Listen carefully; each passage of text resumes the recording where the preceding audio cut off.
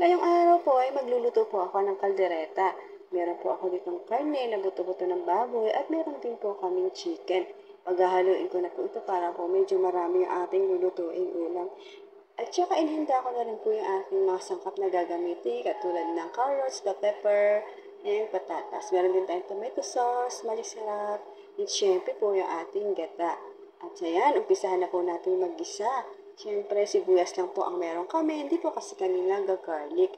Hindi ko po alam kung bakit.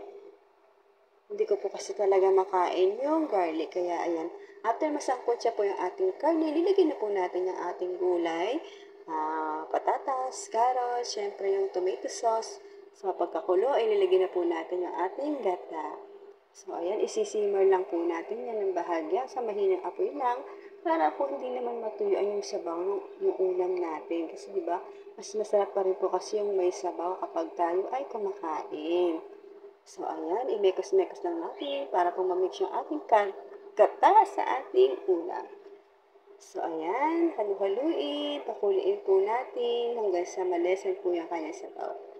So, ayan, craving satisfied na naman po ang inyong inday.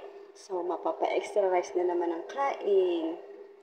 So, ayun lamang po. Salamat po sa panonood. Ready to serve na po ang ating kaldereta. Thank you for watching, guys. Don't skip my ads naman po. Bye! Take care ng time!